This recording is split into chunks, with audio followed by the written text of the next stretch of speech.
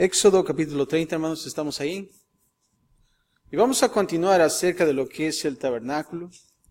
Y ya casi estamos por terminar todo lo que es la elaboración del tabernáculo. Pero ahora vamos a ver dos muebles más acerca de este grandioso tabernáculo y qué es lo que significa para nosotros como cristianos. Y el título de este capítulo 30 es Más temas acerca del tabernáculo. El capítulo anterior vimos acerca de lo que es los sacerdotes y cómo ellos debían de ser consagrados al Señor. Y ahora vamos a ver un poquito más del tabernáculo. Se hizo una pausa para lo que los sacerdotes tenían que hacer y cómo funcionar en el tabernáculo, ¿verdad? ¿Se acuerdan que eran los hijos de Aarón y Aarón también? Que tenían que ser consagrados. Pero ahora vamos a ver un poco más y terminar este tema de lo que es el tabernáculo. Y la primera fase, vamos a ver del versículo 1 al 10, lo que es el altar de incienso. El altar de incienso. Y vamos a comenzar, y esta es una foto que podemos ver y observar, cómo el altar de incienso se vería por terminado, ¿no? Y vamos a ver la elaboración. Está bonito, ¿no? Pero vamos a ver de qué se trata. Versículo del 1 al 5, vamos a comenzar primero con las instrucciones de su elaboración, cómo debía ser este altar de incienso hecho. Y vamos a comenzar a leer el versículo 1. Y dice así, el capítulo 30 de Éxodo: harás asimismo un altar para quemar el incienso. De madera de acacia lo harás, su longitud será de 1 codo y su anchura de 1 codo. Será cuadrado y su altura de 2 codos, y sus cuernos serán parte del mismo. Versículo 3 dice: y los cubrirás de oro puro, su cubierta, sus paredes en derredor y sus cuernos, y le harás en derredor una cornisa de oro. Le harás también 2 anillos de oro debajo de su cornisa, a sus 2 esquinas, a ambos lados suyos, para meter las varas con que será llevado. Y por último, versículo 5, harás las varas de madera de acacia y las cubrirás ¿de qué? De oro. Una vez más, el mismo material que se estaba usando para la elaboración del tabernáculo era la madera de acacia. No sé si ustedes han observado la madera de acacia, es bonita, es muy bonita. Una vez fui a comprar unas cosas y vi una madera de acacia, ¿verdad? Dices, ay, así era la madera, qué hermosa es, ¿verdad? Pero ahora no solamente eso, pero ahora imagínense esa madera ahora cubierta de oro, más preciosa, ¿no? Bueno, pues así era la elaboración, pero vamos aquí a observar el versículo 1 para comenzar. Observamos aquí cuando dice: harás asimismo un altar para quemar ¿qué? El incienso. Ahora aquí observamos que el altar de incienso era hecho de madera, claro, y tenía que ser cuadrado. Y estamos hablando que era de 1 codo, que equivale a 18 pulgadas. Así es que ustedes échenle, como dicen por ahí, lápiz, ¿no? ¿Cómo era ese tamaño? 18 por 18. Y tenía 3 pies, que sería 1 metro de alto. Y esa era como la medida de este mueble. Ahora en el versículo 4 también observemos que el altar de incienso también era cargado con un sistema de anillos y varas. Si te das cuenta, lo que era el arca del pacto, la mesa del pan de la preposición y el altar de bronce con su rejilla, todos ellos eran cargados en una forma de 2 varas, ¿se acuerdan? Que tenían que poner los anillos. Bueno, de la misma manera tenía que ser este mueble. Y creo que es importante saber eso. ¿Saben por qué? Porque de esa manera los sacerdotes tenían que ponerla sobre sus hombros, ¿verdad? Y cuando vemos eso, podemos pensar que es una responsabilidad de los sacerdotes. ¿Se acuerdan que el arca del pacto, una vez David quiso llevarla a Jerusalén? Y en lugar de usar sacerdotes, ¿saben qué usó? Él trató de usar un carruaje. Trató de usar un sistema egipcio aplicado, como diciendo si fuera la nueva moda, ¿no? El modo que ahora se tienen que mover las cosas. Sin embargo, David se equivocó. ¿Por qué? Porque realmente no observó esto. Tenía que llevar ese altar cargado sobre los hombros de los sacerdotes. De la misma manera, estos muebles eran cargados en el mismo sistema. Y es solamente para observar. Ahora observemos del versículo 6 al 10. Ya vimos su elaboración, cómo deberían de ser los procedimientos. Pero ahora vamos a ver su uso. El uso del altar, del incienso. Fíjate lo que dice el versículo 6. Y lo pondrás delante del velo que está junto al arca del testimonio. Delante del propiciatorio que está sobre el testimonio. Donde me encontraré contigo. Ahí subraya esa importante palabra. Porque esa era la finalidad, ¿se acuerdan? De ese tabernáculo. Versículo 7 dice, y Aarón quemará incienso aromático sobre él. Cada mañana cuando aliste las lámparas, lo quemará. Y cuando Aarón encienda las lámparas al anochecer, observa ahí, quemará el incienso. Rito perpetuo delante de Jehová por vuestras generaciones. Versículo 9 dice, no ofreceréis sobre el incienso extraño, ni holocausto, ni ofrenda, ni tampoco derramaréis sobre él libación. Y por último, versículo 10 dice, y sobre sus cuernos hará Aarón expiación una vez en el año con la sangre del sacrificio por el pecado para expiación. Una vez en el año hará expiación sobre él por vuestras generaciones. Será muy santo a Jehová. Ahora observa el versículo 6, que dice que se tenía que poner delante de ¿qué? Del velo, que está junto al arca del testimonio. O sea que tenía que estar ¿qué? Muy cerca del arca del pacto. Pero lo separaba ¿qué? Una cortina, ¿no? El velo. ¿Se acuerdan que en el tabernáculo había un compartimento que estaba cubierto y estaba el lugar santo y el lugar santísimo? Bueno, este mueble, el incienso, tenía que estar en el lugar ¿qué? Santo, ¿verdad? Cerca del lugar santísimo, casi pegadito a la cortina donde dividía el lugar santo y santísimo, y entonces estaba el arca de testimonio. Tenía que estar ahí. Y más adelante vamos a ver una foto un poco de cómo se vería el altar de incienso en el lugar santo.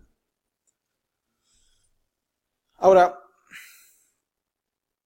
lo interesante de esto es que este estaba en el lugar santo, como hablé, junto al candelero de oro y la mesa del pan de la preposición. Nota, es muy importante esto. Estos tres muebles, el candelero de oro, la mesa del pan de la preposición, y también tenía que estar ahora el altar de incienso. Ahora, lo que observamos en los capítulos anteriores, vimos que la mesa de los panes de la preposición representaba que la comunión con Dios. Eso es lo que representaba la comunión con Dios. Y el candelero hablaba del testimonio hacia el mundo. Tenía que ser que daba luz, ¿no? ¿Se acuerdan que ese candelero tenía que estar dando luz constantemente? Y es la única manera que ellos podían ver en ese lugar. Entonces, ¿qué entendemos? Bueno, de la misma manera, cuando nosotros estamos en ese lugar, es porque realmente estamos en comunión con Dios, ¿verdad? Lo que es la mesa de los panes. Pero no solamente eso, pero también como cristianos ahora somos ¿qué? Luz al mundo. Somos luz. Y somos como ese menora, ¿verdad? Damos luz. Y ahora el altar de oro, el altar de incienso, como lo observamos, ¿saben de qué hablaba? De la ofrenda de adoración. Pero más que eso, vamos a observar un poco más detalles, el trabajo también. Pero antes de eso, observa también el versículo 6, donde dice, donde me encontraré, ¿qué? Contigo. Donde me encontraré contigo.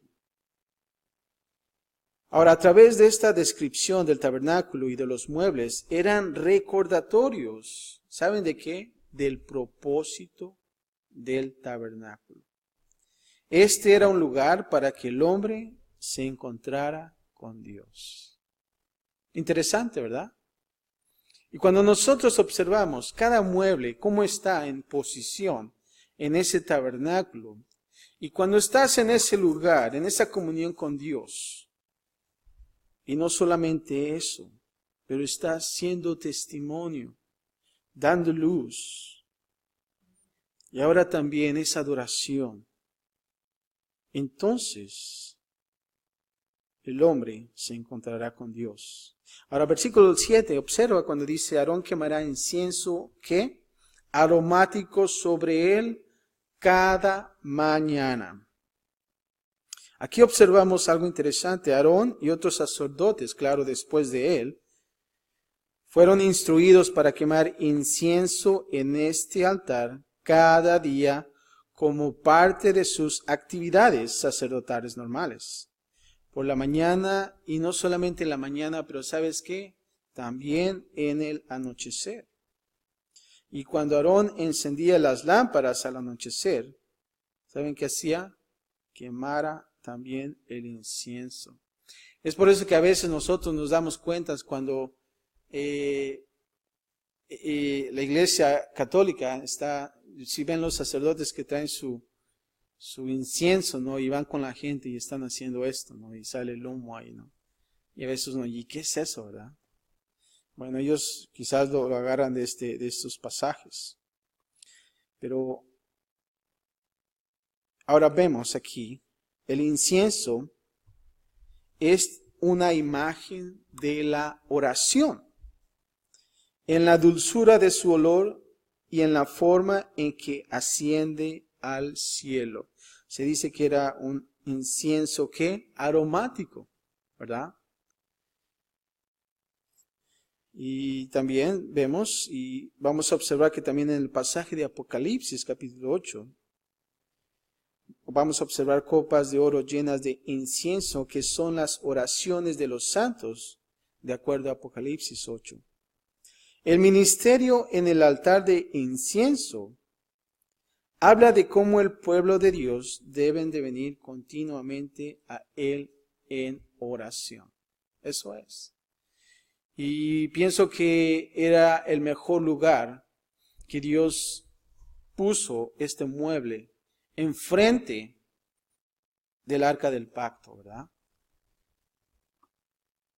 Y claro que en este caso lo dividía con una cortina, pero más adelante en la historia, cuando Jesús vino, entonces esa cortina que se rasgó y ahora tenemos acceso. Pero fíjate en Apocalipsis 8, 3 al 4, describe el altar de oro del incienso estando, escucha esto, ante el trono de Dios. Y dice así, otro ángel vino entonces y se paró ante el altar con un incensario de oro, y se le dio mucho incienso para añadirlo a las oraciones de todos los santos. Sobre el altar de oro que estaba delante del trono, y de la mano del ángel subió a la presencia de Dios el humo del incienso con las oraciones de los santos. Eso es. El altar de incienso son las oraciones de los santos. Ahora, versículo 9. También hay un detalle que se tenía que observar. Dice que no deberíamos de que ofrecer sobre el incienso extraño.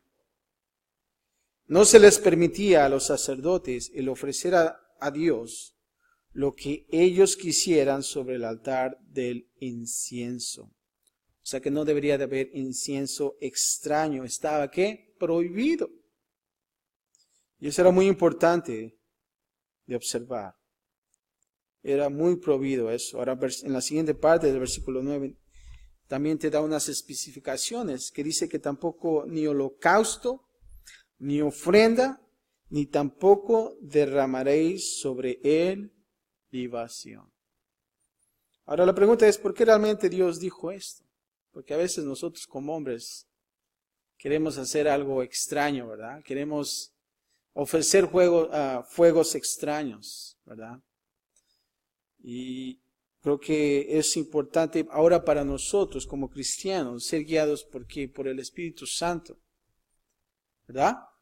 Cuando nosotros estamos en la iglesia no debemos de traer fuego extraño. Y lamentablemente, y más en los últimos días, la mayoría de la gente trae fuegos más que extraños, raros, ¿no? y vemos, ¿no? Y el mayor ejemplo que quizás podemos pensar, ¿no? A veces, y claro, es la alabanza, ¿no? Cuando uno quiere traer fuego extraño, ¿no? Como miembro de un grupo, a veces quiere sacar su mejor melodía o dar la mejor nota que realmente dice para apantallar a la gente, ¿no? Quizás. Pero todas esas cosas son fuegos extraños. Y esto solamente para un ejemplo, ¿verdad? Pero también podría ser otra cosa, ¿no? De tratar de sobresalir quizás en otro ministerio. Mira, las veces siempre criticamos la alabanza, ¿no? Pero también pueden haber otras cosas, ¿no? Y quizás el ujier, ¿no? De poder, no sé, querer sobresalir, ¿no? Y tú mismo puedes sentir esos fuegos extraños. Pero aquí tenemos que tener mucho cuidado. Debemos de hacer todo de acuerdo a la manera que Dios dice. La oración no es el lugar en donde el sacrificio de expiación es hecho. Escucha esto. Es el lugar en donde el sacrificio de expiación se disfruta. ¿Qué queremos decir con esto? Bueno, no nos salvamos a nosotros mismos a través de la oración. Oramos debido a la obra de salvación de Jesús en la cruz. Observa el versículo 10 también que dice, y sobre sus cuernos hará Aarón expiación una vez en el año con la sangre del sacrificio por el pecado para expiación. Si viste, aquí había una nota un poquito diferente, ¿verdad? Que se tenía que poner sangre sobre qué, sobre esos cuernos. Pero no tenía que haber sacrificio ahí. Y solamente que tenía que ser una vez en el año. En el día de la expiación, Aarón debía de ungir los cuernos del altar de incienso con la sangre del sacrificio de expiación, de purificación. Y esto era una vez al año.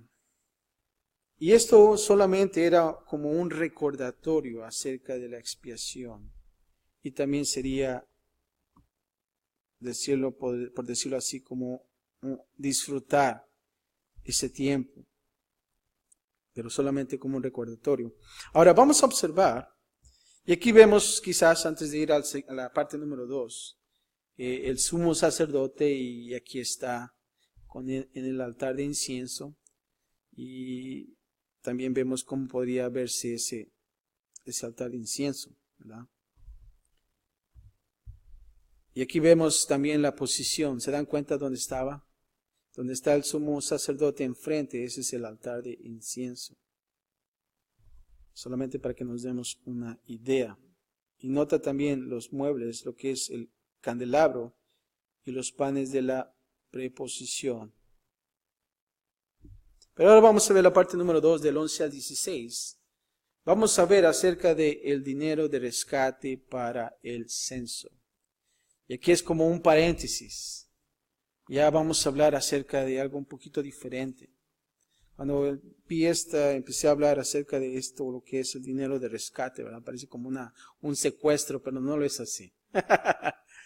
Vamos a ver de qué se trata y también es muy importante de observar esto para nosotros. Y dice, y vamos a comenzar del versículo 11 al 12, la razón del dinero de rescate. Y con esto vamos a entender más adelante algo que le pasó a David también. Y dice así el versículo 11, habló también Jehová a Moisés diciendo, cuando tomes el número de los hijos de Israel conforme a la cuenta de ellos, cada uno dará a Jehová el rescate de su persona. cuando los cuentes, para que no haya en ellos mortandad cuando los hayas contado. Ahora, aquí estamos hablando de un censo, ¿verdad? No sé si una vez llegaron a tu puerta y empezaron a contar cuántos habían y cuántas personas vivían en tu lugar y tantas cosas, ¿no? Y empiezan ahí a contar, ¿no? Y sacando la calculadora en tu casa y tantas cosas, ¿no? Bueno, en aquellos entonces se dice que los censos se hacían aún más porque querían saber el número para quizás ver cuánta gente, y eso en el tema de lo que es militar, ¿verdad? ¿Con cuánta gente podemos contar para la batalla, verdad? Imagínate. Ahora, ¿por qué dice el dinero de rescate para el censo, verdad? ¿Qué es lo que quiere decir? No entendemos aquí. Bueno, aquí cuando dice el versículo 12, cuando tomes el número de los hijos de Israel conforme a la cuenta de ellos. Ahora, más adelante en el libro que se llama Números, se registraron dos censos significativos de la nación de Israel. Aquí Dios les dio una provisión para hacer un censo sin que cayera plaga. O sea que realmente si hacías un censo y que el Señor no te dijera, entonces iba a pasar algo, ¿verdad? O sea que no era prohibido hacer censo, si lo pudiera poner así. Ahora observa en el 12 más adelante cuando dice para que no haya mortandad en ellos. Un censo ponía en riesgo la plaga a Israel debido a que el censo, el hecho de contarlos, significa que son la propiedad de alguien. Eso es. O sea que un censo, tú no podías hacer un censo si realmente tú no eras el propietario, ¿verdad? Un ejemplo, si tú tuvieras unas ovejas en tu casa, y claro, son tuyas, ¿verdad? Pero digamos que están en el campo, afuera de tu casa. Tú no podías hacer un censo, y eso es solamente un ejemplo. No podías contarlos, ¿por qué? Porque no eran de tu propiedad. O sea, no son tuyos. Pero si realmente eran tuyos, entonces tú eras el propietario y podías hacer un censo. Ese era el significado de esto. Ahora, el habiendo hecho esto, habla en contra de los derechos de la propiedad de Dios. Y esto debido a que en su manera de pensar, un hombre solo tenía el derecho de contar o numerar aquello que se le pertenecía, como lo acabo de explicar. Ahora, si se realizaba un conteo sin recibir el dinero de rescate, entonces el censo comunicaba la idea de que un rey o un líder humano poseían a Israel, siendo que le pertenecían únicamente ¿a quién? A Dios. Es por eso que no se debía de hacer un censo sin el permiso de Dios. ¿Y sabes quién tuvo un problema acerca de esto, de hacer un censo? David. En 2 de Samuel 24, del 1 al 25, a David se le ocurre hacer un censo, ¿verdad? Y cuando David tomó un censo sin el dinero de rescate, y Dios mandó una plaga a Israel. Ahora, la pregunta es, ¿por qué creen que David quería hacer un censo? Esa es una gran pregunta, ¿no? Porque quería ver qué tanto poderío él tenía, ¿verdad? Siendo como un líder. Y eso es un gran error. Y hasta eso, uno de sus líderes les dijo, ¿sabes qué? No está bien lo que estás haciendo.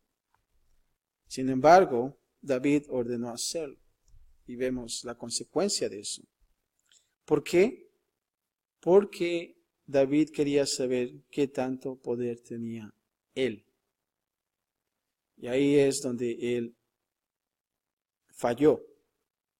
Aún así se dice que ese es el mayor pecado que David hubiera hecho, comparándolo quizás con lo que hizo con Betsabé. Imagínense, ¿verdad? Qué difícil es esto. Ahora, versículo 13 al 16, vamos a hablar un poquito más. Cómo tomar un censo con dinero de rescate. Y dice el versículo 13, esto dará todo aquel que sea contado, medio ciclo, conforme al ciclo del santuario. El ciclo es de 20 gueras. La mitad de un ciclo será la ofrenda a Jehová. Y esto era el sistema monetario de en aquellos entonces. Versículo 14 dice, todo el que sea contado de 20 años arriba dará la ofrenda a Jehová. Imagínate, híjoles. Solamente Génesis él salvaría aquí. Ay, qué bueno, soy menor de edad. Pero todos teníamos que pagar. Yo también apenas me salvaba, ¿verdad? Pero eso era, todos los de 20 años arriba dará la ofrenda a Jehová. Y también Emicro también. Dice, ni el rico aumentará, ni el pobre que disminuirá del medio ciclo. Cuando tienen la ofrenda a Jehová para hacer expiación por vuestras personas. Y tomarás de los hijos de Israel el dinero de las expiaciones y lo darás para el servicio del tabernáculo de reunión y serán por memorial a los hijos de Israel delante de Jehová para hacer expiación por vuestras personas. Y aquí vimos que tenían que ser contados y de 20 años para arriba tenían que dar dinero. Y esto quizás al parecer era la edad, 20 años, en que el israelita alcanzaba su máxima madurez, ¿verdad? Yo no sé, a lo mejor por eso cuando aquí en los Estados Unidos, cuando cumple un año, ya 21 años ya es una persona madura, ¿no? Ya pueden hacer cosas quizás, o no sé. Yo no sé si lo sacaron de esto, pero bueno, es algo aproximado, pero realmente es lo que se puede pensar. Ahora, este dinero de rescate, lo que se colectaba, hablaba con claridad, y esto habla que todos le deben a Dios. Todos están obligados a Él. Fíjate lo que dice Spurgeon acerca de esto. Y dice así, voy a leer lo que dijo. Dice, el Señor mandó que cada varón mayor de 20 años de edad debía de pagar medio ciclo como dinero de rescate, confesando que él merecía morir, dando lo que era en deuda hacia Dios y dando la suma demandada como un tipo de gran redención, la cual sería más tarde pagada por las almas de los hijos de los hombres. Ahora, después de esto, de lo que se tenía que pagar, se convirtió más adelante en un impuesto anual en el templo.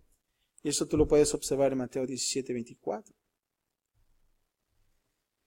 En este sentido, no es un patrón para nuestras ofrendas en el nuevo pacto. El dar en el nuevo pacto debe de ser proporcional, bajo el principio de que nosotros debemos de dar una proporción a nuestra bendición. Y tú puedes leer 1 Corintios 16:2.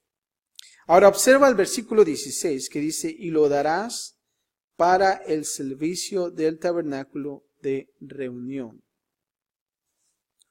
Este dinero era dado para el servicio del tabernáculo. Y sabes que se necesitaba una gran cantidad de plata para construir el tabernáculo, ya que también todo era hecho de ¿qué? De oro. Imagínate cuánta cantidad de dinero se tenía que llevar ahí. Ahora, en la parte número 3, por último, vamos a ver ahora otras necesidades para el tabernáculo. Después de haber visto acerca de lo que es el rescate en el censo, ahora vamos a ver lo que se llama la fuente de bronce y qué significa también para nosotros como cristianos. Y dice así, del 17 al 21, la fuente de bronce. Habló más Jehová a Moisés diciendo, harás también una fuente de bronce con su base de bronce. O sea que todo era ¿de qué? De bronce. Para lavar, y la colocarás entre el tabernáculo de reunión y el altar. Y pondrás en ella, ¿qué? Agua. Tienes que poner agua. Versículo 19 dice, y de ella se lavarán Aarón y sus hijos las manos y los pies. Cuando entren en el tabernáculo de reunión, se lavarán con agua para que no mueran.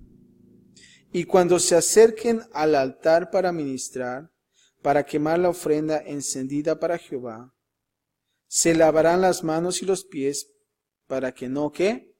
Mueran. Imagínate qué tremendo era eso, ¿no? Y lo tendrán por estatuto perpetuo él y su descendencia por sus generaciones. O sea que esta fuente de bronce se tenía que llevar a cabo. Pero si te das cuenta, este es el único mueble que no tiene dimensiones. Él no dijo de cuántos codos se tenía que hacer. No hay ninguna medida específica. Y eso es interesante, ¿no lo crees? Podrías quizás hacer una fuente muy grande, una chica, yo no sé. Tenían que lavarse que los pies, sus manos también. Era esencialmente una alberca quizás para lavados ceremoniales, puesta entre el altar de bronce y la tienda de reunión. O sea que tenía que estar afuera, ¿verdad? Y no solamente eso, pero tenía que ser hecha de ¿qué? De bronce. Ahora, algo interesante, en Éxodo capítulo 38, 8, observamos que cuando fue hecha, el metal para la fuente de bronce provenía de los espejos de las mujeres de Israel. Imagínate. O sea que todos tenían que dar, que las mujeres tenían que dar sus espejos. Ya me imagino aquellos tiempos. Mi espejo, ¿no? Ya se fue. Pero podemos observar que quizás una cosa que podemos contemplar, una cosa maravillosa para el pueblo, el dar la medida de su propia apariencia para estar limpios ante Dios, ¿verdad?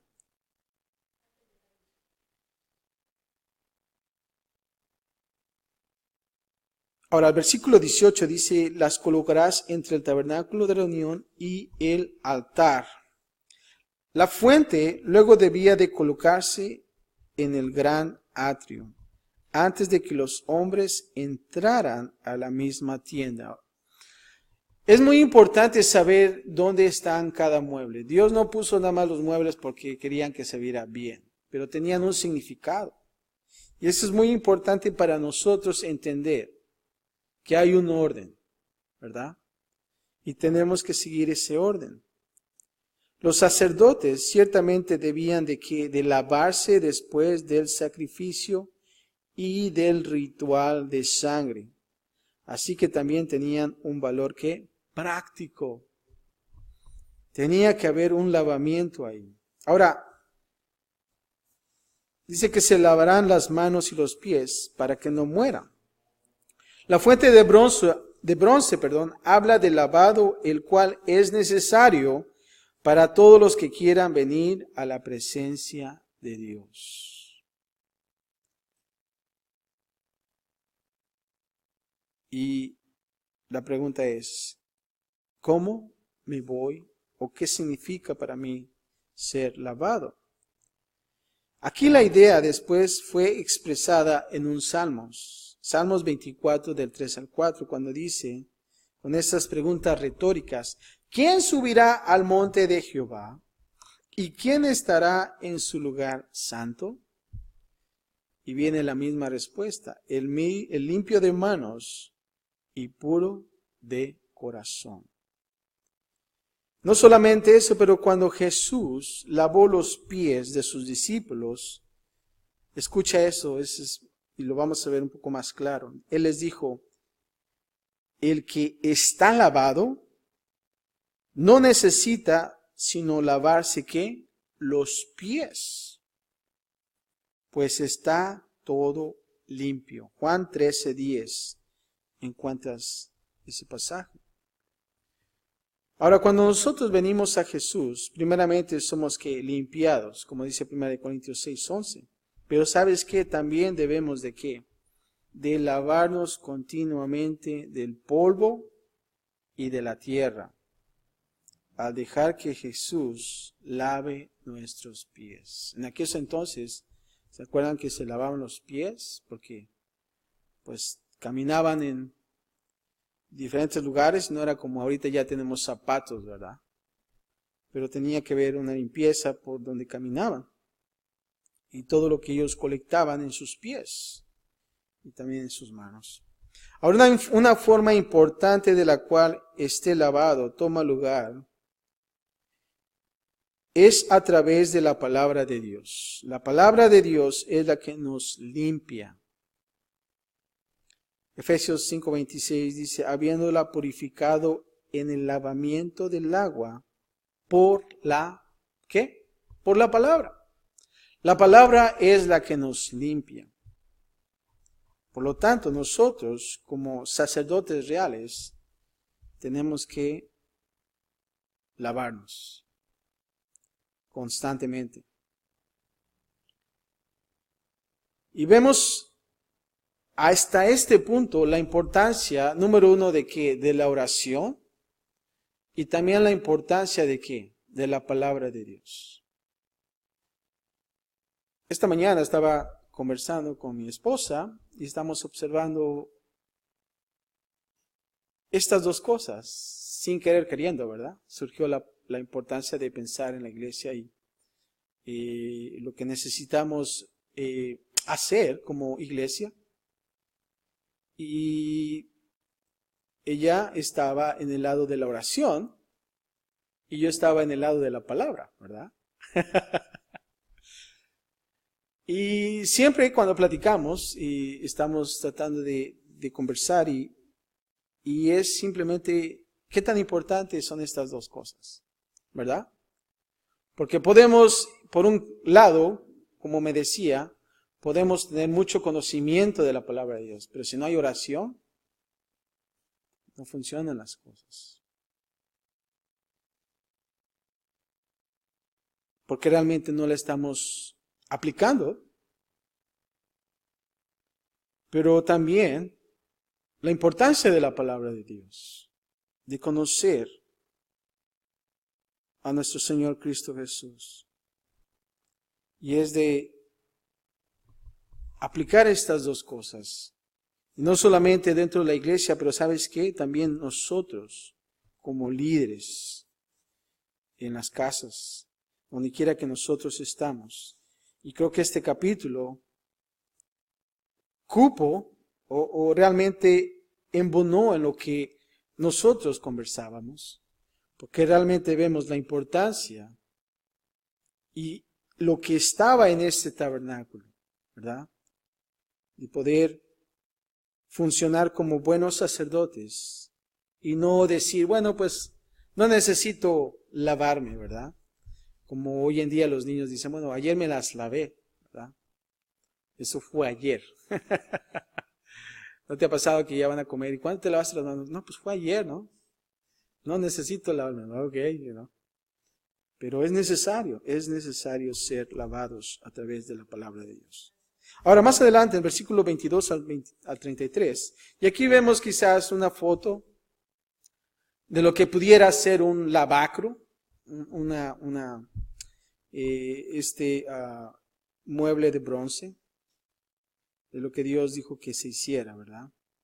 Es solamente un ejemplo, no sabemos exactamente cómo era, pero es solamente un ejemplo.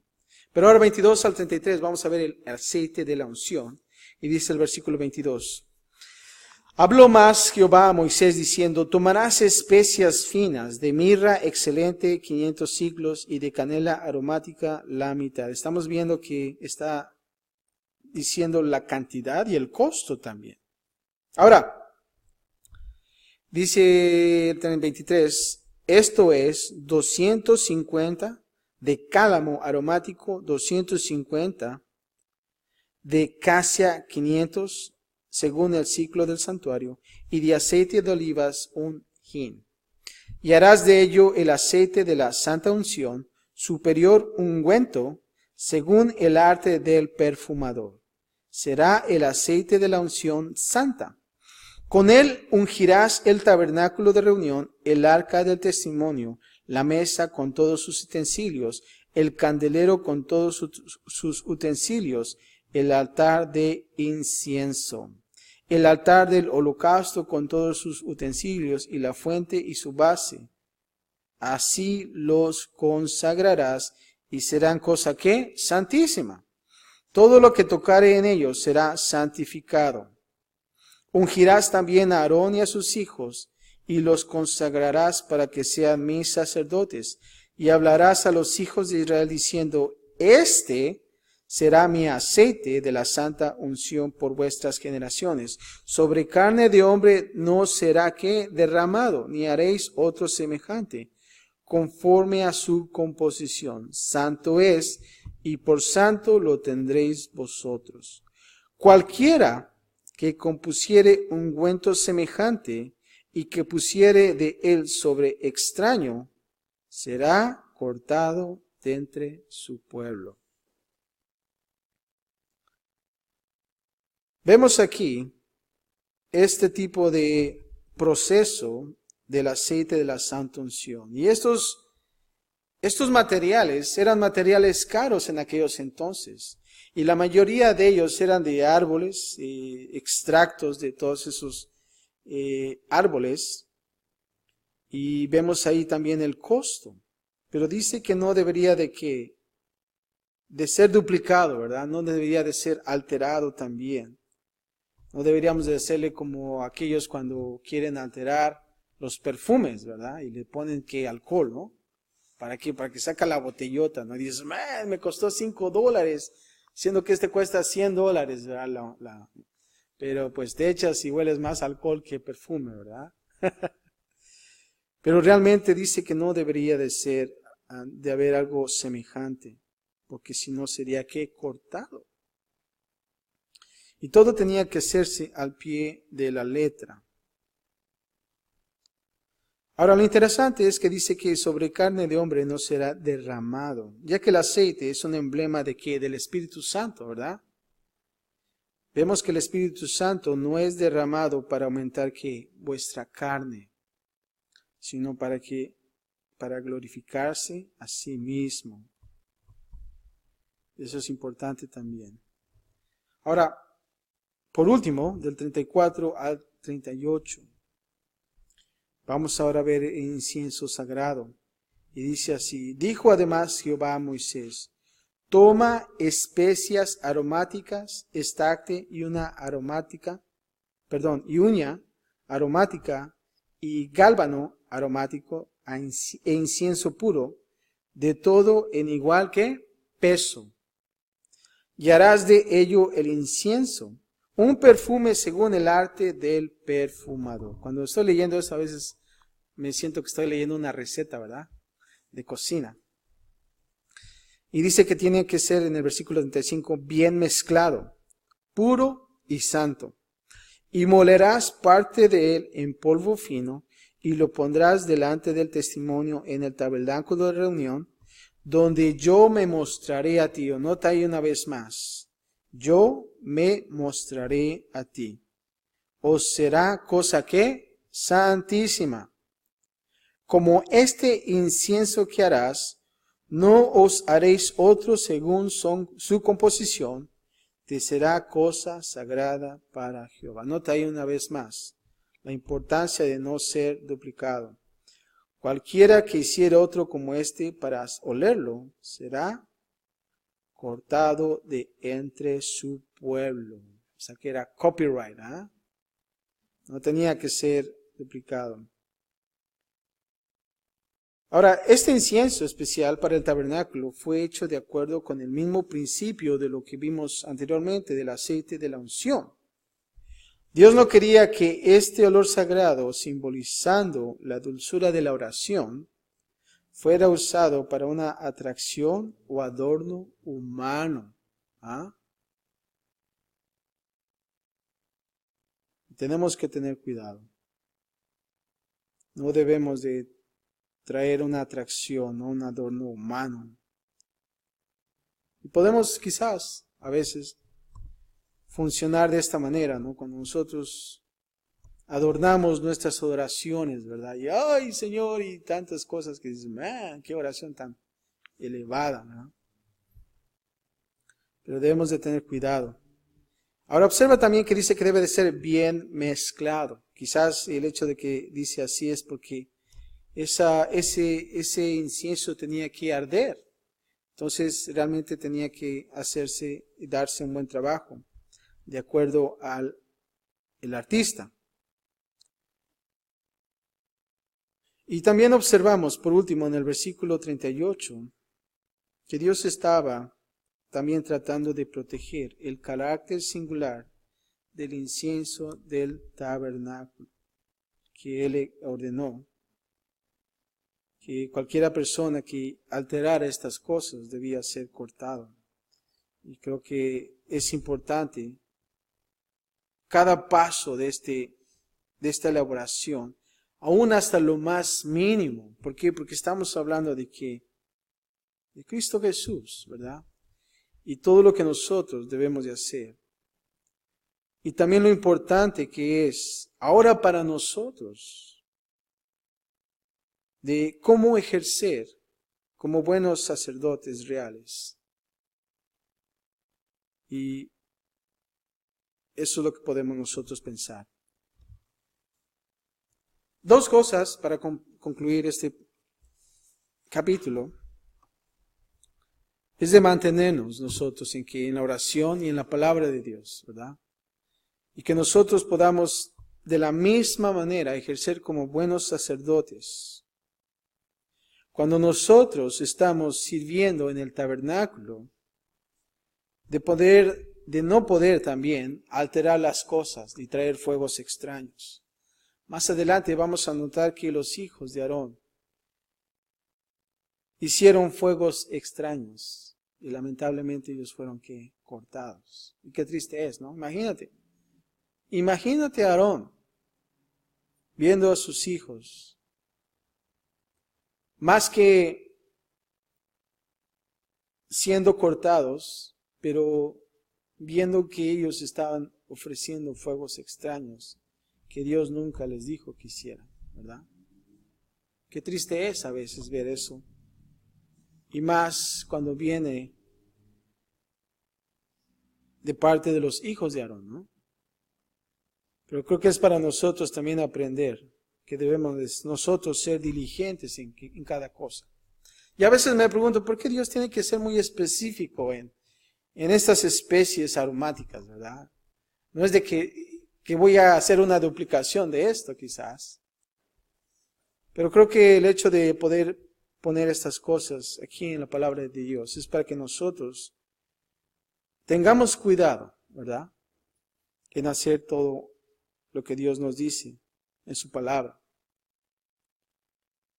Pero creo que lo importante es de mantenernos, estar limpios a través de la palabra de Dios, pero más que eso también es la oración, ¿verdad? Mantenernos en comunicación con Dios. Padre, te damos gracias, Señor, por tu palabra.